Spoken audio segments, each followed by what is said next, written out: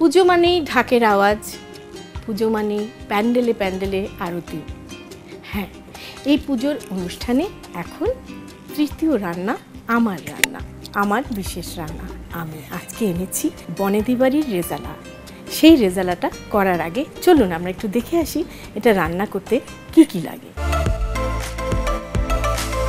বনেদি বাড়ির রেজালা রান্না করতে যা যা লাগবে: খাসির মাংস 1 কেজি, ঘি আধা কাপ, পেঁয়াজ বাটা আধা কাপ, রসুন বাটা 1 টেবিল চামচ, আদা বাটা 1 টেবিল চামচ, পোস্ত বাটা 2 চা চামচ, পেঁয়াজ চাক কাটা 1 কাপ, বেরেস্তা 2 টেবিল চামচ, মরিচ গুঁড়ো 1 চা চামচ, লবণ 1.5 চা চামচ, চিনি 1 টেবিল চামচ, কাঁচা ও পাকা মরিচ 20টা, এলাচ 4টা, দারচিনি 1টা স্টিক, কেওড়া 1 টেবিল চামচ, গোলাপ জলে জাফরান ভেজানো 1 টেবিল চামচ, লেবুর রস 4-এর 1 কাপ, আলু বোখারা 4টি, টক দই আধা কাপ, ঘন দুধ আধা কাপ। দেখলেন তো কি কি লাগে। এই রেজালাটা রান্না করার আগে আমি অবশ্যই এ সম্পর্কে একটু বলবো। এই রেসিপিটা হচ্ছে কবি গোলাম মোস্তফার নাতনি মনীষা আনোয়ারের থেকে শেখা। আমরা এখন রান্নায় চলে যাচ্ছি। এই রেজালার জন্য আমি নিয়েছি খাসির মাংস। খাসির মাংসগুলোকে বড় বড় টুকরা করতে হবে, কেজিতে 12 থেকে 14 টুকরা, এবং একটু চর্বিদার মাংস হলে ভালো হয়। আমি নিয়েছি সামনের রান এবং সিনার মাংস। আমি এখন মাংসটাকে কিছু মশলা দিয়ে মাখাবো। এখানে আমি নিয়েছি আধা কাপের মতন চাক চাক করে কাটা পেঁয়াজ, আধা কাপ বাটা পেঁয়াজ, 1 টেবিল স্পুন আদা বাটা, 1 টেবিল স্পুন রসুন বাটা, হাফ কাপ ঘি। এরপরে নিব 2 চা চামচের মতন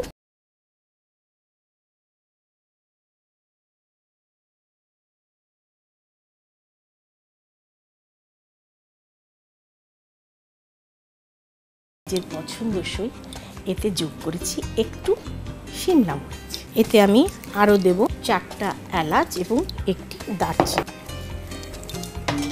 চুলোটা জ্বালিয়ে আমরা এখন দেখতে পাচ্ছি আমাদের মাংসটা খুব সুন্দর ফুটে উঠেছে, বড় বড় মাংসের পিস। আমরা এখন একে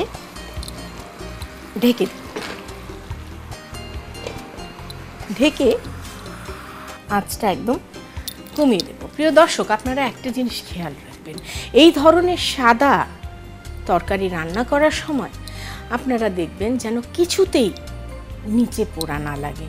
নিচে পোড়া লাগলে পুরো তরকারি, যেহেতু তরকারিটা একটু ব্ল্যান্ড, সেহেতু পুরো মাংসের তরকারির মধ্যে একটা পোড়া গন্ধ মিশে যাবে। সেই কারণে আমরা এটাকে ধিমা আঁচে রান্না করবো অনেকক্ষণ ধরে, যতক্ষণ আপনার গোশ না সিদ্ধ হয়। গোশে প্রচুর পানি বের হবে, সেই পানি শুকিয়ে কষা কষা হয়ে গেলে তার মধ্যে আপনি প্রয়োজন বোধে সেদ্ধ না হলে, নরম না হলে আর একটু গরম পানি যোগ করে দিতে পারেন। তাহলে প্রিয় দর্শক, আমরা এটাকে ঢেকে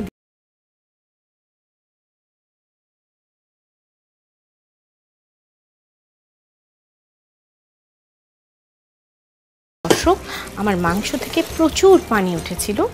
তারপরে আমি আবার এই পানি শুকিয়ে কষানোর পরে, সেদ্ধ হয়নি, আরও 2 কাপ পানি দিয়েছি এবং তারপরে ধিমা আঁচে রাখার পরে এখন আমার মাংসগুলো বেশ তুলতুলে হয়ে এসছে। এখন বনেদি বাড়ির রান্না বলে কথা, আমি আরও কিছু উপাদানের মধ্যে দিব। আলু বোখারা 4টা,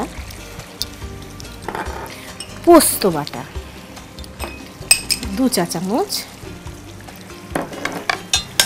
ঘন দুধ আমি আধা কাপ গুঁড়ো দুধকে আধা কাপ পানির সাথে মিশিয়ে দিয়েছি, ফলে ঘন দুধ হয়ে গেছে। এবং দিব কাঁচা ও পাকা মরিচ প্রায় 20টার মতন। এইটা এক ধরনের ঘনত্ব নিয়ে আসে। এবং এই সাথে আমি এখন দেব কেওড়ার জল 2 চা চামচ পরিমাণ এবং জাফরান ভেজানো গোলাপ জল, সেটাও দিব প্রায় 1 টেবিল চামচ। এবার যেটা বাকি রয়েছে চিনি, হ্যাঁ, প্রায় 1 টেবিল চামচ পরিমাণ চিনি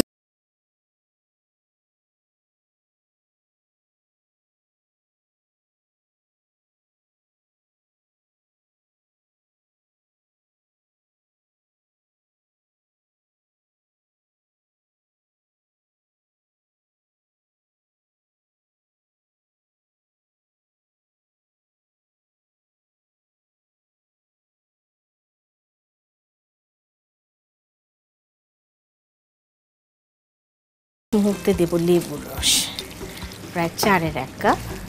লেবুর রসটা আমি চুলো বন্ধ করে শেষে দিলাম, কারণ লেবুর গন্ধটা এর মধ্যে রয়ে যাবে।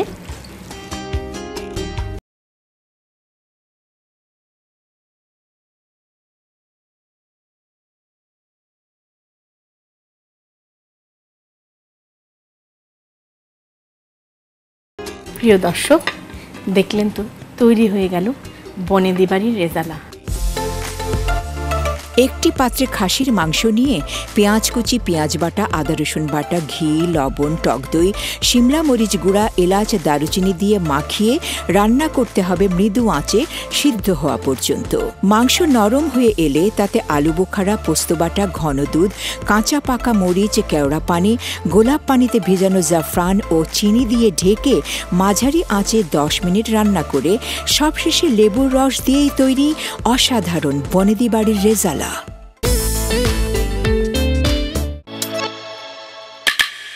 নিয়মিত পেয়ারা খেলে খারাপ কোলেস্টেরল দূর করতে এবং ব্লাড প্রেশার নিয়ন্ত্রণে সাহায্য করে। হার্টের জন্য অনেক উপকারী পেয়ারা। পেয়ারা ওজন কমাতে এবং হজমের জন্য সাহায্য করে। অ্যান্টিঅক্সিডেন্ট ও মাল্টিভিটামিন থাকায় ত্বকের বলিরেখা দূর করতে দারুণ কাজ দেয়। ফলিক অ্যাসিড ও ভিটামিন B9 থাকায় গর্ভবতী মায়েদের জন্য খুবই উপকারী পেয়ারা। পেয়ারার পাতা চিবিয়ে খেলে তা দাঁতের সুরক্ষায় খুবই ভালো।